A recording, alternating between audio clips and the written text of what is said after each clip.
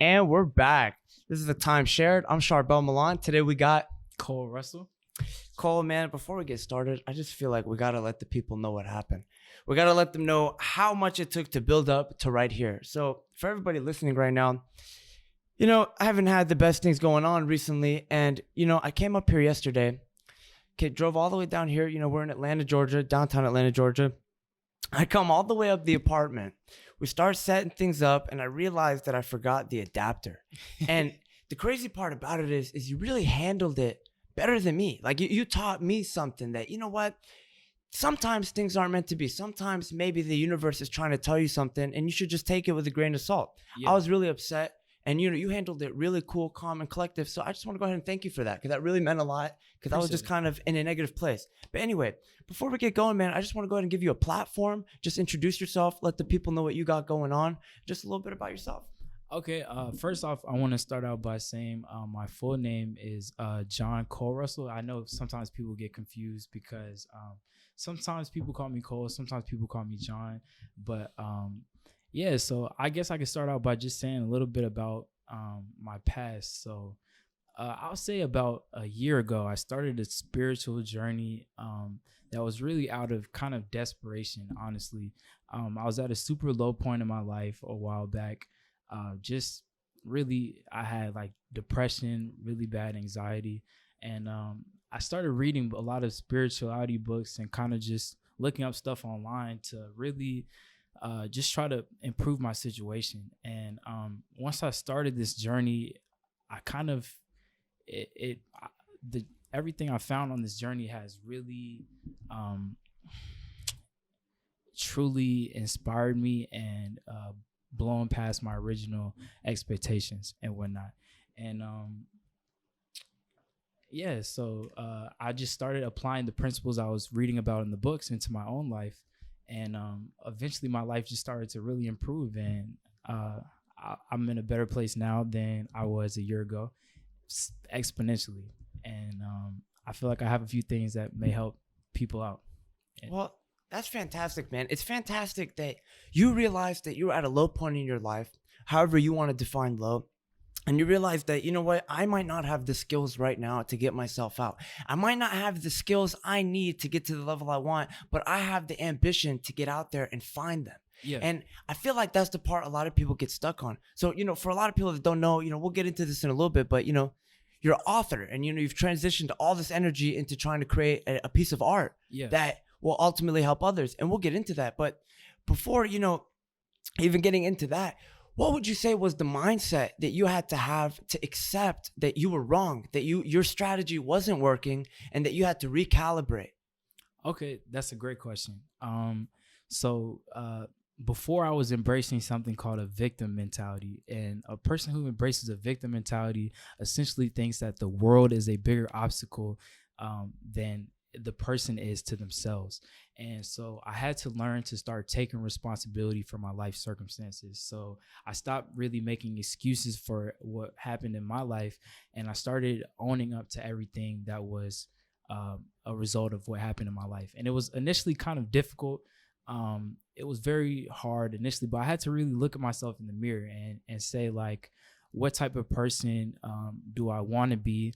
And I just started, honestly, all started by me thinking about what a better life could be like. And just that thought of having a better life was really the catalyst that got me started on. At first, I started thinking about what a better life could be like. Then I started daydreaming.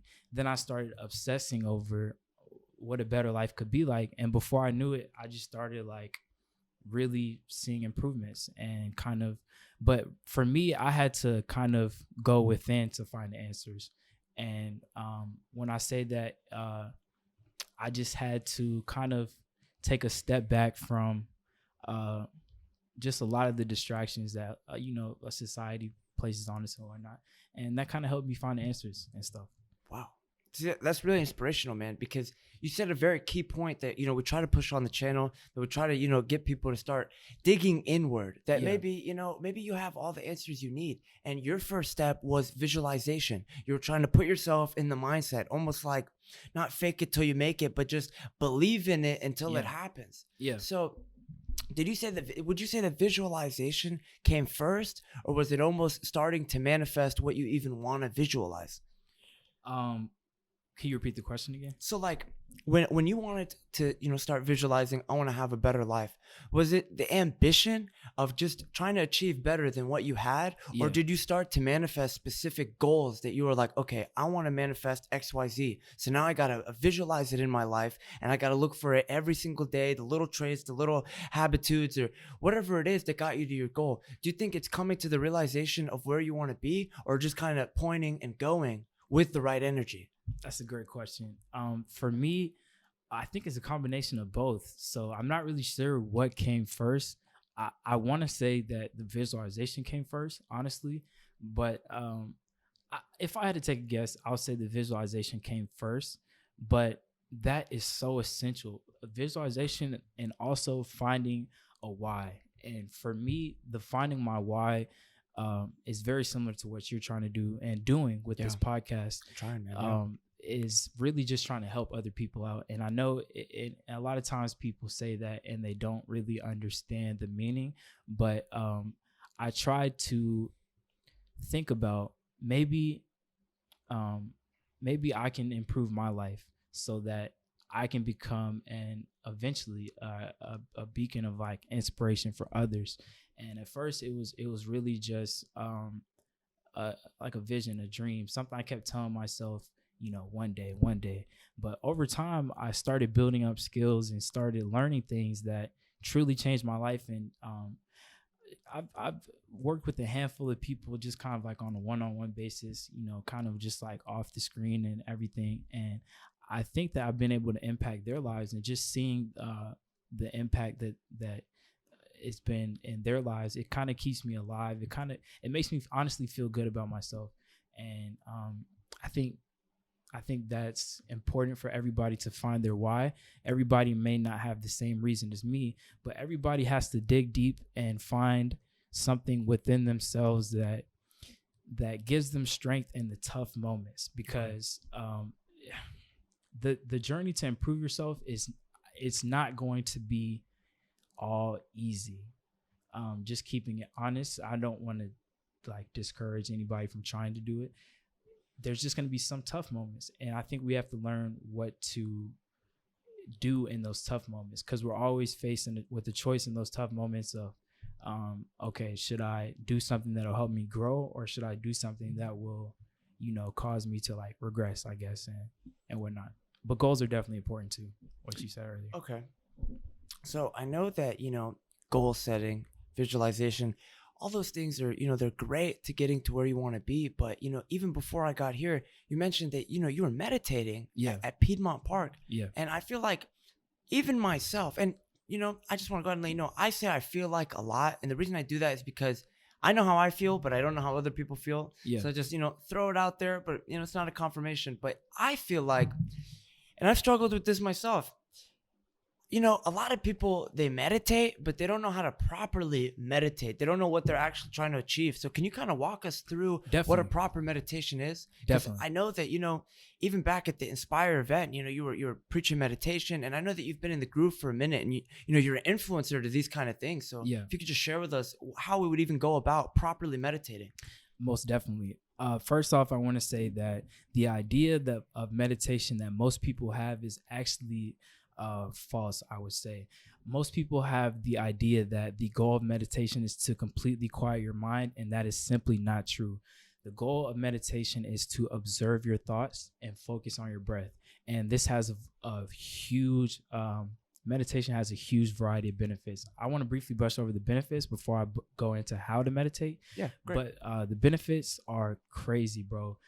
So self-awareness is the main benefit that you get. And self-awareness is crazy because once you begin to become more self-aware of your thoughts, this is where the magic happens. Because once you become more aware of your thoughts, you're able to hear more of your true thoughts, which most people cannot hear them because they're not practicing self-awareness. So once you can hear more of your thoughts, you're able to eliminate the negative ones more often consciously, and your thought patterns become more positive. Also, concentration abilities. Once I noticed I started meditating, I can concentrate on tasks for longer periods of time. Also meditating, you learn who you are as a person. You're kind of learning, you're observing your thought patterns. So you start to pick up things, and learning who you are as a person is great, because once you learn who you are as a person, you can learn your strengths and weaknesses, which a lot of people I don't think are aware of necessarily. And that can just be problematic. So how to meditate? Definitely, there's a few different styles I would recommend for anybody trying this for the first time. Here, before we go into how to meditate, you mentioned a lot of good stuff. Do you think the ego is what really keeps people from becoming self-aware? That idea that, what the fuck, I'm the best, or they gotta obviously be wrong, or no, that my problems must be because of. Do you think that aspect of the soul of consciousness is that the part that allows people to never become self-aware? Most definitely. A lot of people, they identify with who they are in their ego, in a sense of, okay, most people, let's just say a college student, they may have the perception of, I'm a college student, let's just say maybe not a worthy college student. Maybe a businessman identifies with being a wealthy businessman. But these are all just roles that they're identifying with, and these are great for helping you grow and kind of become like a more idealized version of yourself. But the problem with the ego is it limits us in our full. The ego is kind of like a constraint for our full who we're supposed to be. Okay. I'm not really sure like how to phrase it, but it's Like kind the of potential almost. the potential. Okay. Yeah. So like it's limiting us because the ego thinks that it knows everything. And I think that once we learn how much we don't know, first admitting that we don't know necessarily everything as much as we think we do is a great first step, because from this new perspective, you're able to say, okay, I don't necessarily know as much as I thought I did. So now I'm really ready and willing to learn, versus a person who's saying, I already know everything. They're not going to be receptive to learning because they think they know everything. And just taking that look in the mirror and saying, okay, I don't really know as much as I thought I did, is a great first step, because it opens the door for learning, I would say. Wow. Okay, so once a person has overcame the ego, that's when you can move into certain steps of progressing. So that would be meditation, right? So then now we can get to, okay, once I've disconnected from the ego, not entirely, but temporarily. Yeah, temporarily, in order to become self-aware, to realize where I'm lacking, to just come to terms with myself, and ultimately look for my growth. Yeah. So now, how exactly would we meditate in the physical aspect? Talked about breathing control. I know there's like colors. I know there's certain chakra hums. Definitely. But I'm not the expert. You are. So how exactly would someone that doesn't know anything, is listening to this right now, and they're just kind of like meditating? Isn't that just you know what I mean? Yeah. Stupid shit that society portrays. Okay, so I'll give listeners a few very practical tools that'll help them get started on this journey. When you start meditating, I'll just say there's 3 things that everyone should try to do. First, closing your eyes. The reason this is important is because when our eyes are open, there's too many visual stimuli that can potentially grab our attention. And so all these random visual stimuli, if our eyes are open, we're going to just naturally, our mind is going to wander, and we're going to want to look at these various things. Next, the spine has to be upright. The only reason I recommend the spine being upright is because the spine. Yeah. Okay. It helps the energy in our body flow better. And if you meditate when you're just in bed, the problem with that is if you meditate when you're laying in bed, which some people have tried, which is still helpful, but you're just prone to falling asleep because you're laying down. And this keeping your spine upright helps you stay awake. That's the only reason for the spine being upright. The third thing I would try to focus on is simply breathing as fully and deeply as possible. It doesn't need to be super exaggerated. It doesn't need to be like a type of breath, but just trying to take deep and full breaths and counting your breaths. The reason counting your breaths is important is because it gives your mind something to focus on other than these. We have like a monkey mind in the sense of we have a lot of random thoughts circulating. And once again, the goal of meditation is not to eliminate these thoughts, but to observe them. So we want to give our brain something to focus on. And the breath is the fundamental, easiest thing to focus on, because once you start focusing on your breath, you're able to take kind of a step back and observe your thoughts from a different perspective, when most people, they only engage in their thoughts. And this is so powerful. The problem with constantly engaging with your thoughts is you never get a chance to look at your life from a different perspective. But when you're not engaging with your thoughts, you're observing them. So let's say I'm meditating, okay, and I have some maybe negative self-talk or negative thoughts come up, and maybe I'm meditating and I think I'm not smart enough, I messed up on that thing I had yesterday. Instead of following that thought train and thinking, like most people do, they follow this thought train and they find themselves depressed, anxious for an hour, 2 hours, a day, 2 days, 3 days. Instead of engaging with that thought, when meditating and just in my day-to-day life, I try to let that, okay, I hear the thought, I've perceived it, but I don't want to entertain it.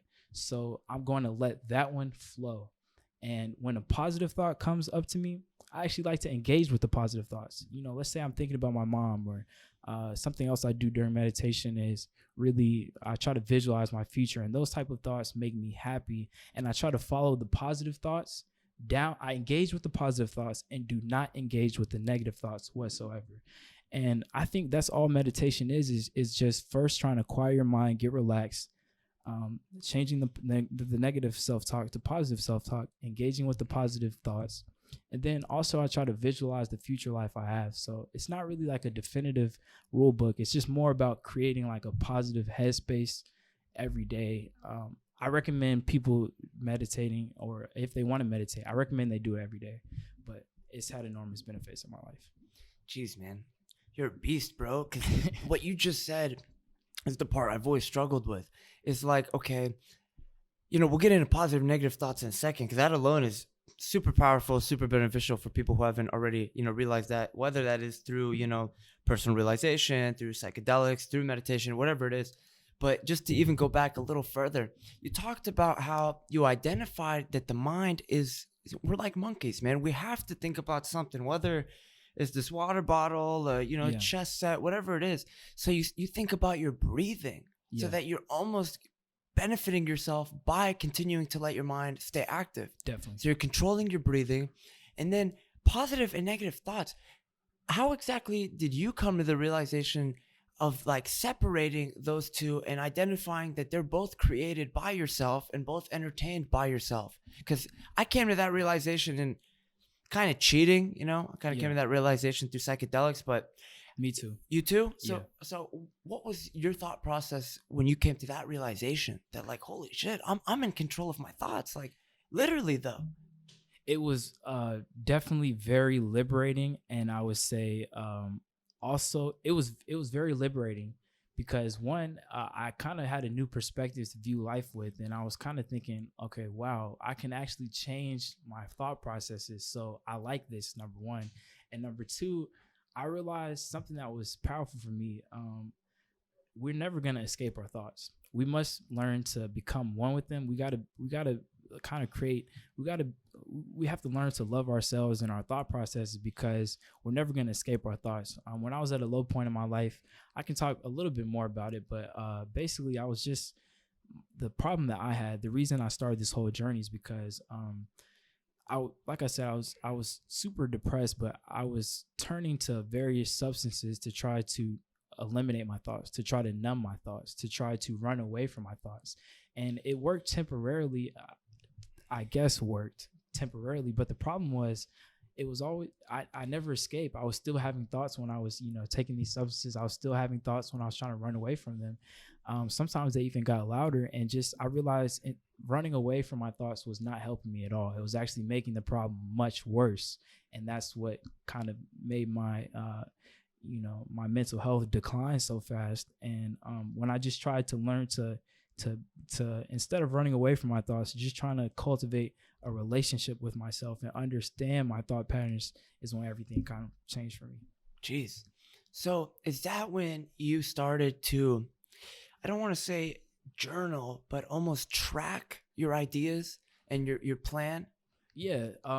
So because I remember we talked about that yesterday. yes. Yeah. So I started meditating, and then soon after I started journaling. Journaling is very powerful too. I don't journal every day. I used to journal every day. Now I just journal when I'm kind of overwhelmed with negative emotions. But journaling is powerful because meditation helps me become more aware of my thought patterns, and journaling kind of helps me create a record of my thought patterns that I want to record, so I can kind of notice trends and like patterns that are useful for my day-to-day life. So like, let's say I'm meditating, I find out that something about myself, like maybe sometimes I'm introverted, sometimes I'm extroverted, that I may write that down in my journal, and that piece of information may be useful in the sense of like, okay, the next day, say I'm feeling more introverted, maybe it's not the time to do more extroverted things, or that's just one example, but it's pretty useful. So it's like almost like a diet, but for your mind. Yeah, definitely. So you're trying to control your intake and, track your output. Yeah. And okay, so then that, how did that eventually lead into, a narrative, a work? At what point in time did you realize, holy shit, I think someone else could benefit from this? Like almost like this podcast, Yeah. where it's like the content is so powerful that someone else could benefit from it. And the same way someone could come laugh at it, but they can just go click on something else. Yeah. But for the people who are coming and they're, limiting their ego enough to realize that, holy shit, like I don't have what I need, Yeah. but maybe I can dial into, Cole's book, the podcast. Maybe I can dial into, meditation, and I can get something out of it. So at what point in time did you realize that, wow, like I think I'm drawn to actually turn this into a narrative? Okay, so definitely, I would say, I'm not exactly sure. I started seeing results relatively fast with my meditation, but once I started adding in additional things besides just the meditation, my life completely transformed. My life, I just did a 180-degree change from who I used to be. I grew a lot as a person, and it was so powerful to the point of like, sometimes I sit back and think about who I used to be, and it just completely blows my mind because I don't really identify with that person anymore. And I'm just so glad to have grown. And so once I started, in May is when I started writing the book. And at this point, I started in all honesty, the book was really just, I'll say the first month, it was just me kind of just therapeutically writing, getting some thoughts out about my past, but it grew into something much more. And then it clicked with me that I've learned things in my own life that can be of huge benefit to other people, huge benefit. And I just tried to write the book in a way to where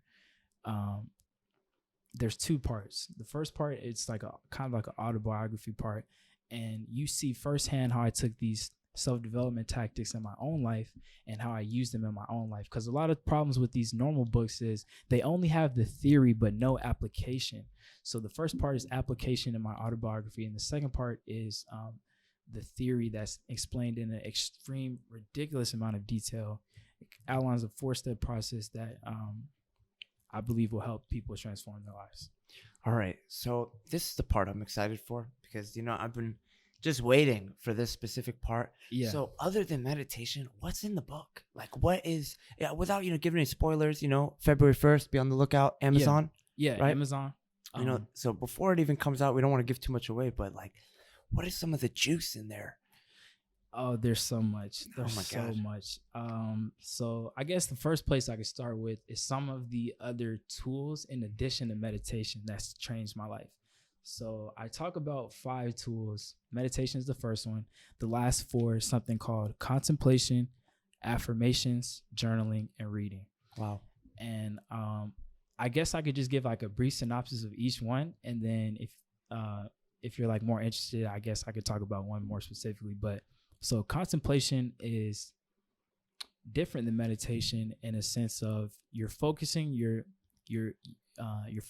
thinking on one subject. And why this is so powerful is because you can gain insight on whatever you want if you really just think about it for long enough. And that's very powerful.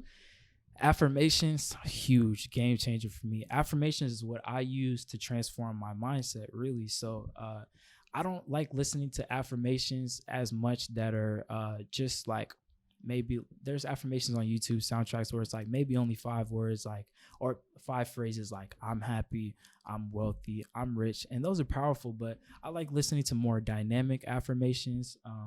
I listen to I have like maybe 10 different videos on YouTube on a playlist that I listen to, usually when I'm taking the shower, sometimes when I'm just going throughout my day. I try to replace affirmations with music, and they say things that remind me, they say things that are changing my mindset, essentially. I listen to this one soundtrack that's 50 prosperity secrets. It's like a few of the sayings are, rich people think differently than poor people. Happy people think differently than depressed people. And it's just constant reminders of kind of aligning the person who I want to be to my day-to-day actions now. Contemplation affirmations, journaling, extremely powerful. There's like a lot of different methods you can go with it, but really just kind of writing down your thoughts and kind of just trying to gain insight from things that you may have questions about. And so something that's very useful is the most useful type of journaling is something called problem solving journaling. Essentially, problem solving journaling. Yeah. Okay. So you think about a few of the problems that you have in your life that are the most urgent, and then you just literally write down all of the possible ideas to fix or improve that problem, and then you try to implement it either that day or the next day, and then simply write about your experiences trying to implement the solutions to your problems. Very powerful. Journaling. Reading. I used to read every day. Right now I'm kind of busy getting a lot of stuff done for the book, so I'm not able to read every day, but I usually read every other day. Reading is so powerful, bro. My mom made me read growing up, and I love reading because it's like, to me, there's like so much knowledge in these books, and we're able to kind of absorb 10, 20 years of somebody else's experiences and life memories by just reading how they did something or what happened in their life. And then I can learn from somebody else's lessons without ever having to make those same mistakes in my own life. And that's been very powerful because I love reading about all these different people's experiences. And for me, it's gold because, okay, this person is a millionaire. They know more than me. Let me learn from the mistakes that they made, so maybe I can get a million twice as fast as they did, or maybe I'll just not make the same mistakes that they did in life. And so those are some of the tools that really kind of helped me. Wow. So you mentioned a very interesting thing. You said you've tried to use affirmations to replace music. Yeah. Do you think that the music that, a lot of the artists are pushing nowadays is actually toxic? Because not only does it portray, in most cases, a negative message, but it's also a false depiction of those people's lives. Yeah. So people, our age, older than us, younger than us, whatever it is, they get fed this idea that, oh, my favorite rapper is popping 56 bars in a month, or yeah, he's definitely not.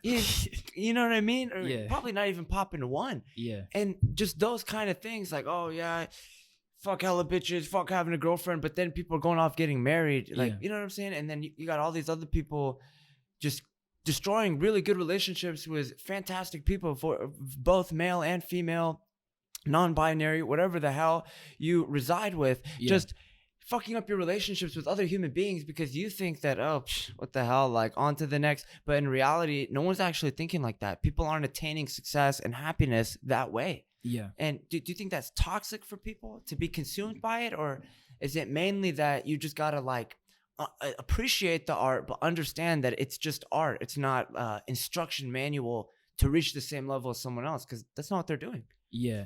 Dude, that's such an interesting point that you just brought up. That's so powerful.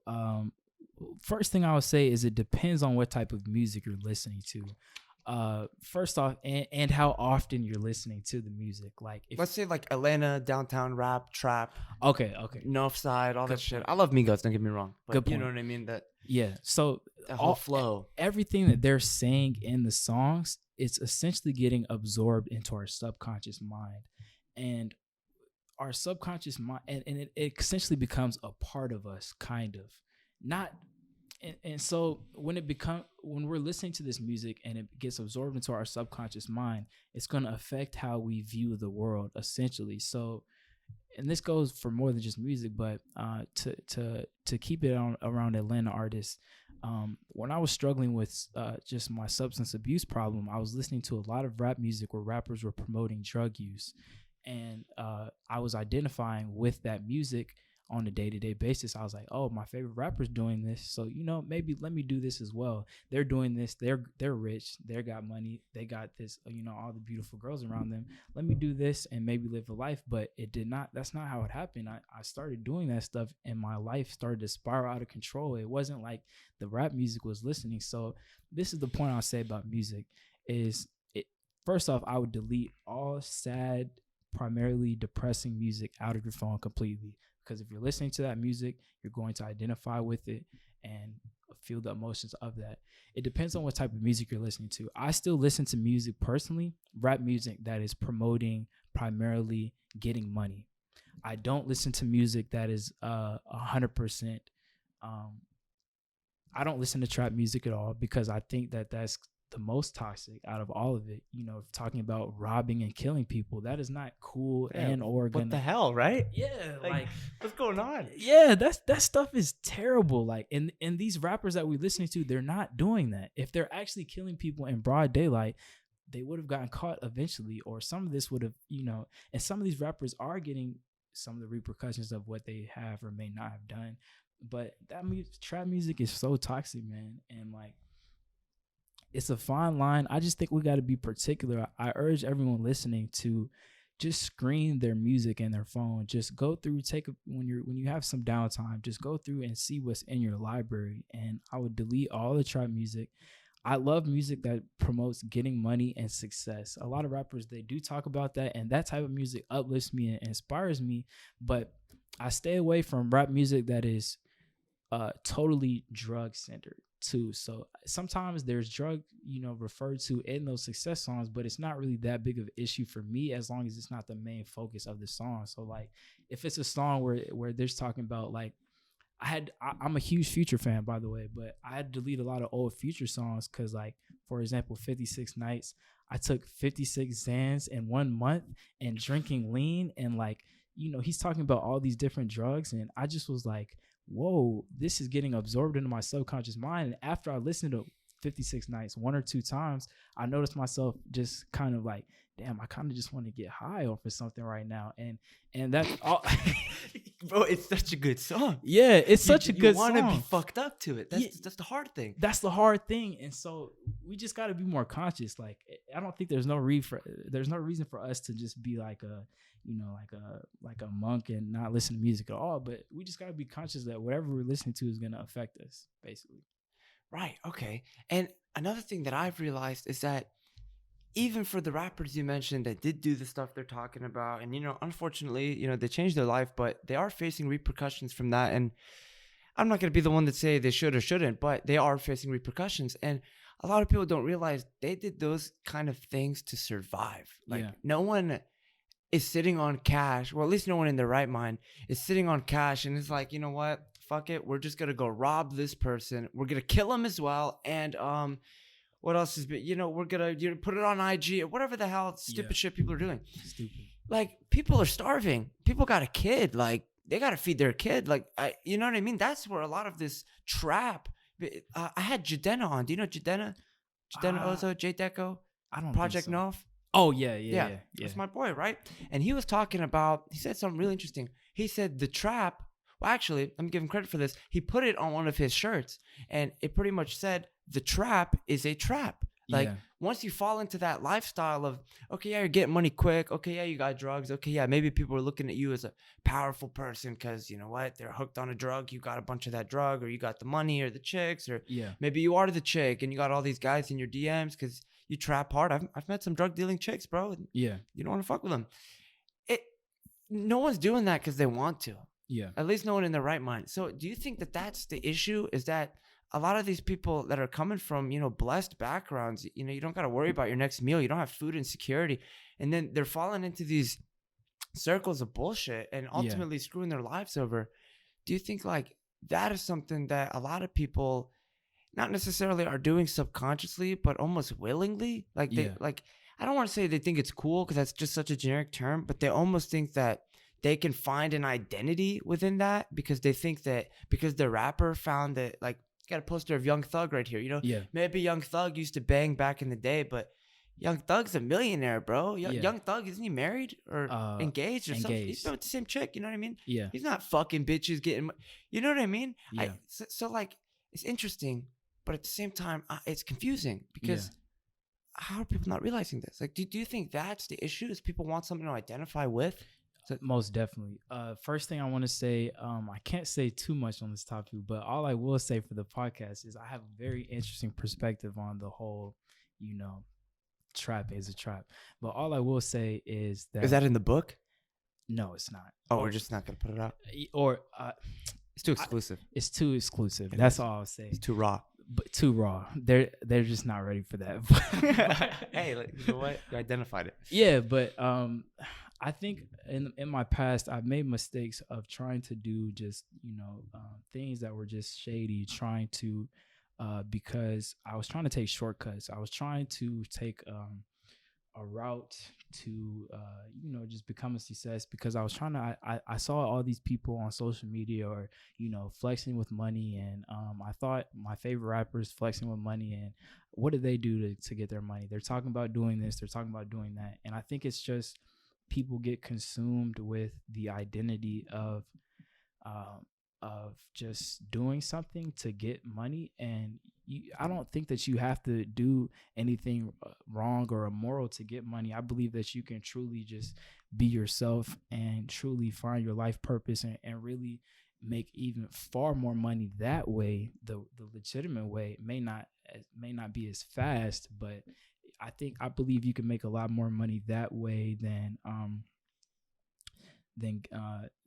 that. But I will say, yeah, dude, a lot of people, this whole rap culture is really, I don't know, it's just, I don't think it's the best for our generation, because our generation is so susceptible. We're always trying to find meaning and purpose, and who are we looking up to? We're looking up to these rappers who like you said, they may have lived a lifestyle originally, but I don't think they're still living like that. But people don't understand that. Like, if you watch these interviews of rappers, I guarantee I urge people to watch their interviews of their favorite rappers that are recent. A lot of them openly talk about quitting the drugs that they rapped about because it was killing them slowly, but they still rap about it. Maybe, who knows why, but that it's not good. Okay. So before we get back to talking about the book and the certain fundamentals of the book that we are looking forward to, I bring this up in every podcast, every episode, because I just think it's really important. And who knows, maybe someone's listening to every single episode, maybe they're just listening to this one. But I think a really big issue that maybe society, maybe rap, maybe the industry, whatever it is, maybe your parents, who knows, I feel like a really big issue people have is they define success incorrectly. They think that success is the Lamborghini, the Ferrari, the money. They define success financially, ultimately. And I think personally that's damaging, because to me, when we get done here and I leave, I feel successful. I was successful. I made I came back. I fucked up yesterday, came back. You know what I mean? You meditated today. You feel successful. I feel like people are on a constant struggle to find success, but they don't realize that the things they're doing in their life are very successful. And they're just not identifying it because their definition of success is financial. So how do you define success? That's a very interesting point. To me, success is not about the money at all. The only reason people look towards the money so often is because it's the only thing people really truly measure nowadays, at least the most frequently. But success to me is the person you become in the process, not the money at all. Like, the things that to me, success is waking up every day, doing things that make you slightly outside of your comfort zone, but it's causing you to grow in the process. And that day-to-day growth is what makes a success to me. As long as you're growing slightly every single day, there's no choice except for you to get closer to your goals. Or maybe if you don't have goals, there's no choice except for you to just become a different person than you were. I think as long as you're trying to grow in some fashion or shape, then that is a success. The problem with just constantly looking at money and all these cars, people want to take shortcuts, but there's no shortcuts. You have to put in the work whatever way that manifests in. So you can't, that's why a lot of people may resort to drug dealing or something. They see all this money and flashy cars and they want to take a shortcut, but they don't realize that a lot of these people that are flashing these things on Instagram or whatever platform it may be, they've spent months, years working on their craft every single day, becoming an expert. They became a success and the money just was attracted to them. It wasn't like they were necessarily in pursuit of the money. They just themselves became a success in their day-to-day actions, and the money just appeared. Okay. Wow. See, we had to put that out there. We had to get John Cole Russell's perspective on what success is, ladies and gentlemen. Yeah. So now getting back to the book, we talked about affirmations. We didn't talk about manifestation yet, but we talked about meditation. Yeah. So on the topic of manifestation, how do you ultimately, well, here, before I ask you, I'll tell you what I think. I think that for me, when I manifest, like right now, I have a business idea that I've been saving up the funds to start the business. And, you know, my girlfriend, my mom, my best friends, they're like, hey, what ideas you got? What ideas you got? And I personally believe that you should, when you're manifesting, you can't tell anybody, because what happens is you put that out there and you allow for other people's energy to touch it, you know? Powerful. Yeah, like, so if someone's like, man, fuck Charbel, that son of a bitch, I don't want him to have a success. That process that they had on their own, I feel like that energy leaches onto my idea before it even started. So that's why, like, even this podcast, like, I don't promote this. Like, I want the people that find it to find it for their own reason, for their own self, to come be a part of a space that's bigger than me, that's bigger than a timeshare, that's bigger than anything. Yeah. Of course, through people like yourself. But I just think that when people are manifesting, they just kind of like, they leak a little too quick. They're like, oh, look at me, I got this idea here. And it's just kind of like, I like to grind low key and then be like, yeah, by the way, here's my business. It's generating XYZ a month. And I've been working on it for 6 months, a year. Here's my album I've been working on for, 6 months. Didn't tell no one. Here's my book. You know what I mean? You only started talking about the book like a month ago. Yeah. At the event. And you know what I mean? You were doing it since May. Yeah. So that's manifestation. So that's how I describe manifesting. But once again, I'm not really the expert when it comes to these type of ideologies. But what would you say manifestation is, and how to successfully manifest ideas in your own life that you've seen? Okay. I'll get to that in 1 second. I wanted to touch on something you said that was brilliant. A lot of people, they make the mistake of telling too many people about their dreams, and they get the input from the people who mean the most to them, which may not always be positive. Oftentimes it is negative, parents, family, and friends. And this negative influence, it makes their dream less important to them, and they believe in it less and less, which means that they're less likely to pursue it. I fall to the same belief system that you said of grinding every day and popping out when you have the finished product to show the world. Because like, for example, since I've been working on this book, I love my parents. I have a great relationship with my parents, but I actually have not told them about any of my endeavors. And it's been kind of like, I'm not gonna lie, sometimes I feel like I'm living a double life, because sometimes when I visit them, I'll be at the house working in the room. I may have all these papers around me and they come in the room and see something. What are you working on? I have to lie and say schoolwork. I love my parents, but they have not been, I started a lawn business a while ago and they were not super supportive of it. And then I mentioned all the time to them how I want to be an entrepreneur, and they're never really truly supportive of it. They always say, why don't you get a job first and then, start a business? But they don't understand that I want to do things my way. So, like, I love my parents, but sometimes you got to take things on internally, and I'll show them. My plan is to show them the book after it's already became a success, and after I received the amount of money in my bank account. That's crazy, man. Yeah, so there's nothing that they Holy can say at shit. that point, because then I've already got the results. So at this point, it doesn't matter what they say because it's already in the world. I've already gotten the money for it. So there's nothing, they could say. And I guess my whole opinion on manifestation, I believe that we manifest. Okay, so everybody is manifesting their life circumstances whether they realize it or not. So everything that we attract to us, whether it's just, let's just say, a girlfriend, friends, life circumstances, we're already attracting that because of our actions that we take on a day-to-day basis, the thoughts that we think on a day-to-day basis, and the habit and the emotions that we feel on a day-to-day basis. So like so I just want to say that first. And I believe the key to manifesting whatever you want is to be the same energy level of that which you desire. So in the sense of like, okay, let's just say if somebody wants to make $100,000, or they want to be a millionaire or whatever, they want to get money. I think instead of just focusing on the money, people should look at themselves and think, okay, what does a millionaire do? They wake up early. What else do they do? They have good morning routines. What else do? They have productive days every single day. Let's just start with that. And then over time, a lot of times people get caught up because they want to make $1 million in 1 month. It's just not possible. It's not possible. Unless you win the lottery, I don't know of another way to make $1 million in 1 month. And so, $1 million, bro, even $100,000 a month. Yeah, it's very Jesus. difficult. I feel like the key to manifesting whatever we want is just becoming the same energy of whatever we're trying to attract. So like, let's say someone out there, let's say they're lonely, maybe they just want like a girlfriend or something.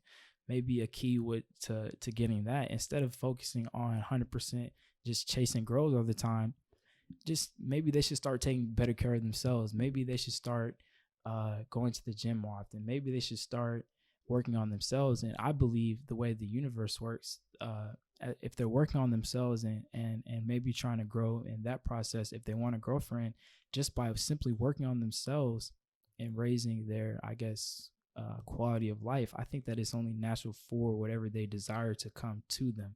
A lot of times people don't understand, they never have faith in the process, but I think there's something a lot bigger going on. I think there's our creator, this is just my belief system, but I believe our creator, he wants to help those who help themselves, or this infinite intelligence, whatever you want to call it. He, she, energy, life, universe, cosmos, yeah, whatever the hell. This infinite intelligence wants to help people who help themselves, but if you're just feeling sorry for yourself all day, this infinite intelligence is only going to attract. They don't understand the second piece. If you show up every day and do what you have to do, there's a second piece where stuff starts happening. Doors start opening, opportunities start coming into your life. People start meeting you. You start growing a following, whatever it is. There's a second part where, as long as you're showing up every day, it's only natural for the universe to bring to you whatever you desire. But people, they don't ever think about that. They think they have to do everything by themselves. They think they just have to muscle up whatever they're trying to do. But I think it's like a half process. You do your half of the bargain. The universe will deliver the other half of whatever you're trying to, bring into your life. That's crazy, man, because you mentioned that earlier. Law of attraction. Law of attraction. Wow. So that's another aspect in the book, right? Law of attraction. Yeah. Law of attraction is crazy, man. I had a friend tell me this, and when he told me this, I thought about it, and I was like, oh my God, I kind of think I've had that in my own life. But he told me that when he stopped saying fuck 12 every time he saw a cop, he found that he wouldn't get pulled over ever. If once, twice, ever. And he said back in the day, it was fuck 12.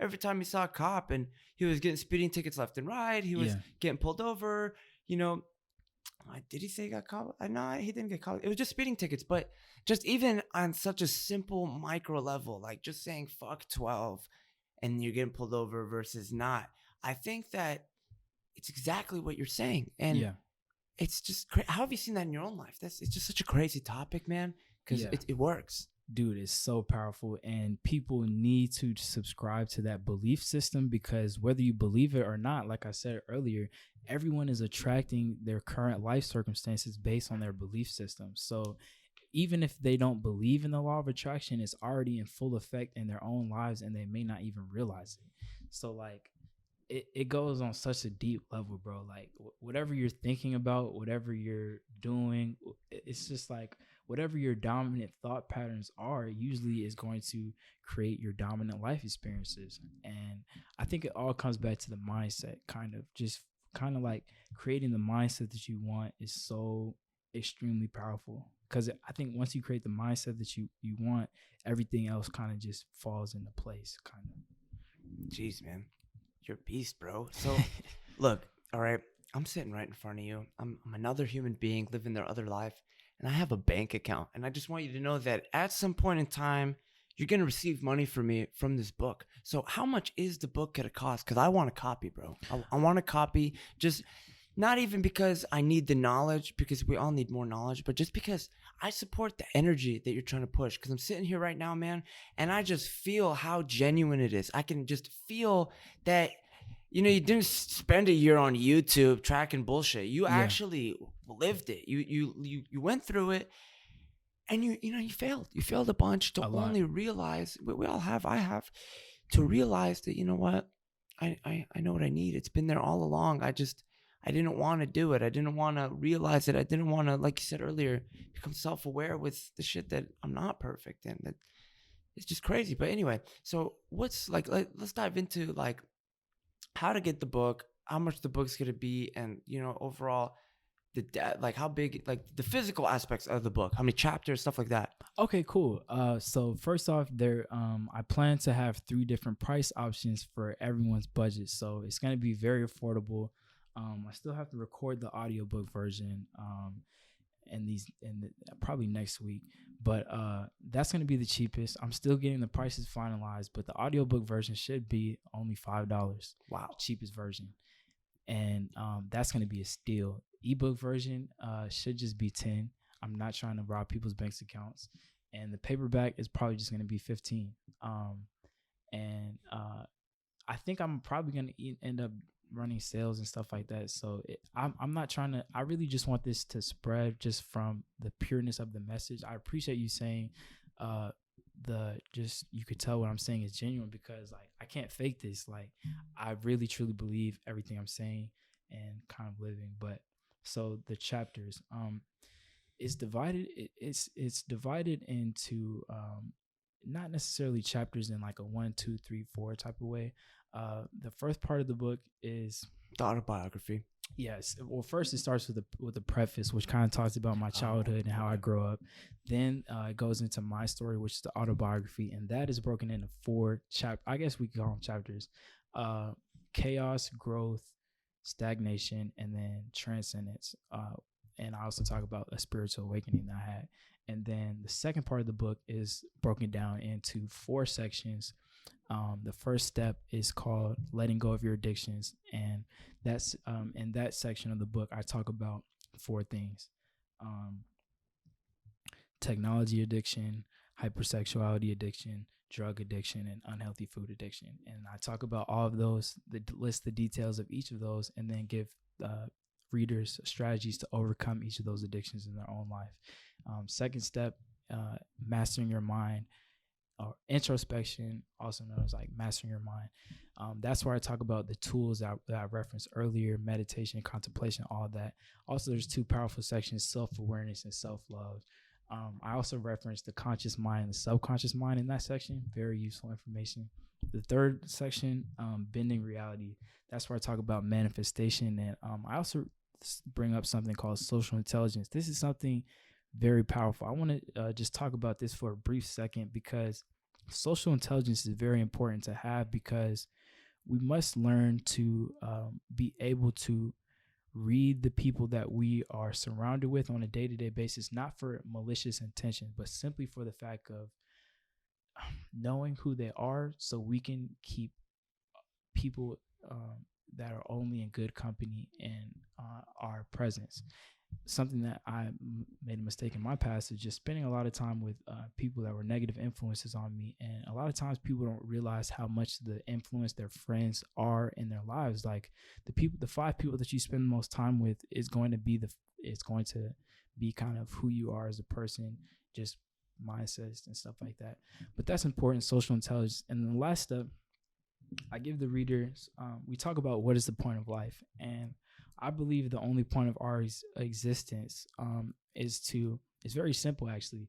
I believe our only purpose here on earth is to grow as an individual, and also to help other people grow, or to maybe spread love, or like help just wake people up. That's my belief system.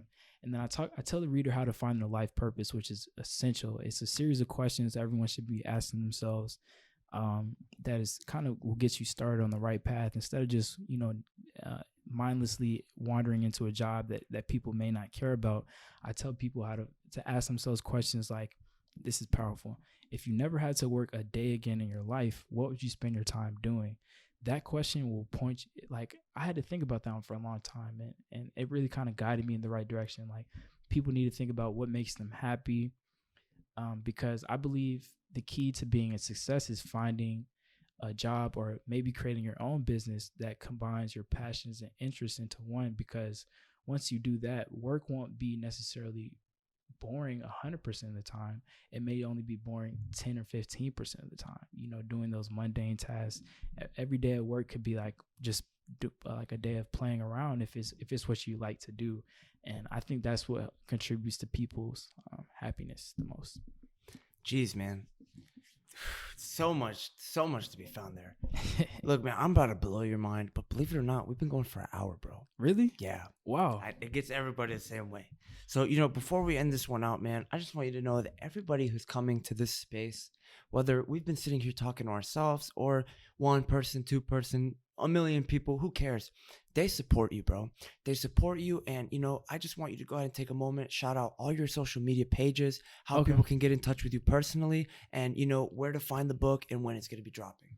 Okay. First off, my social media is Cole1Russell, COLE1 RUSSELL. I'm going to be posting probably a lot of promotional stuff and like useful stuff on my Instagram page, but I just started a Facebook page. I never made one as a kid, and I'm not really big on Twitter, but there's going to be a lot of stuff on my Instagram and maybe some stuff on my Facebook. I also have a website, commotionofconsciousness.com. It's already live, running.